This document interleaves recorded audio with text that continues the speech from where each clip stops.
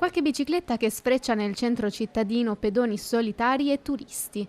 È il panorama che offre la città per lo stop di Ferragosto. Locali e negozi chiusi per ferie. Difficile, soprattutto per l'ora di pranzo, trovare un posto aperto.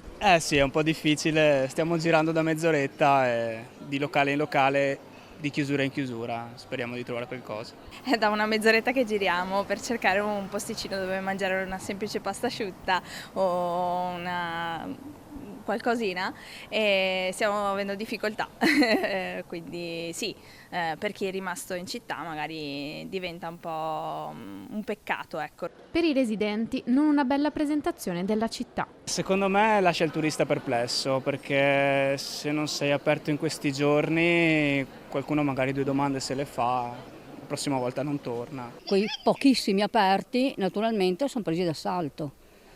Cioè, adesso vabbè è un orario un po' particolare perché è pausa pranzo, però io sono qui da stamattina e devo dire che mancano. Siamo appena arrivati e colpo d'occhio non è bellissimo, però siamo abituati perché anche ad Arezzo da noi è la stessa identica cosa. Lunedì poi completamente tutto chiuso.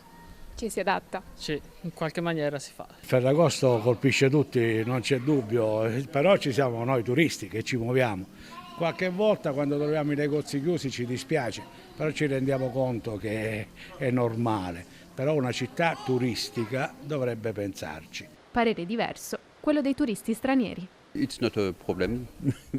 Non è un problema perché siamo in vacanza e possiamo fare quello che vogliamo. Abbiamo tempo, perciò cercheremo un altro ristorante. Devo dire che in realtà mi piace la città vuota. Ci sono poche persone rimaste qui e questo la rende più accogliente e intima. Vi siete trasferiti qui da Los Angeles, un grande cambiamento. Sì, ci siamo trasferiti qui da Los Angeles a gennaio. È un grande cambiamento. Treviso è bellissima, it's a beautiful city and we're very happy here so far.